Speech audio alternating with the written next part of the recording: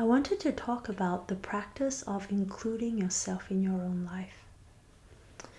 And I will speak to this including yourself in your own life by naming that I was raised in a culture that demanded extreme obedience and subservience. Okay, so unmet needs is very big, and even saying the word that I have needs makes my body gag at times. I have a lot of edges with that, so I'm just going to name that because you might notice that in my system. And here I am practicing the art of becoming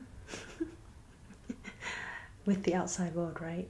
Yeah, because I think it's important for us to see that it is possible, to develop maps that it is possible to become a friend of our own personal needs.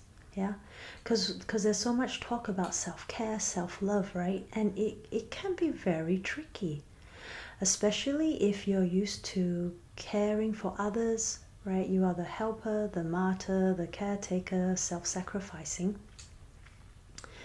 Then kind of being bombarded, right, with like what's available right now. You know, you should care for yourself, you should be loving yourself. All of these can be extremely challenging when you don't even know where to start, because listening and connecting to your own needs is something that is so foreign, right? How do I even do that? So for me, I found like this practice of learning how to include myself in my own life very healing, challenging, very moving at times for all the young parts of myself, right, that did not receive that.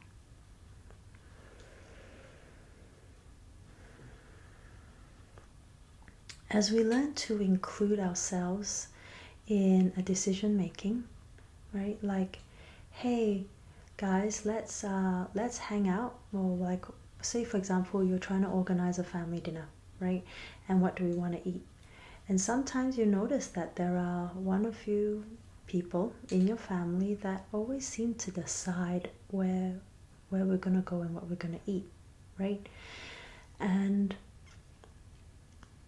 it's beginning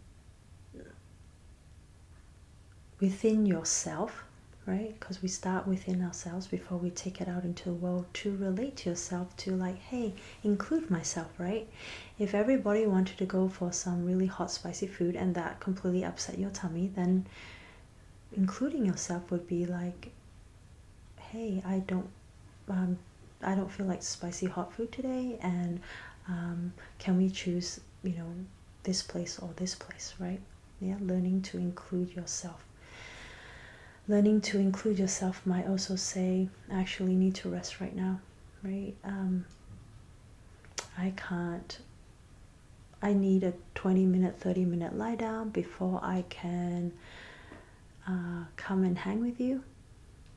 Or I just feel so wiped. Can we do a check-in later in the week as to when I can catch up with you another time? When we begin to learn how to include ourselves, right, we are strengthening our protection, our discernment, and our trust. These are very important factors as we're building our individuating and our sovereignty.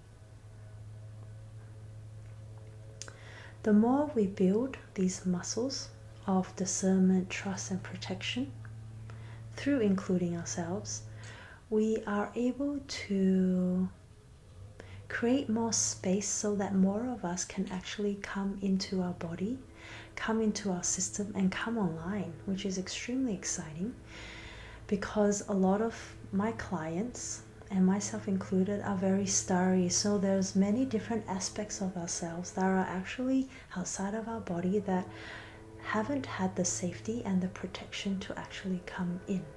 A lot of gifts and intelligence, right? So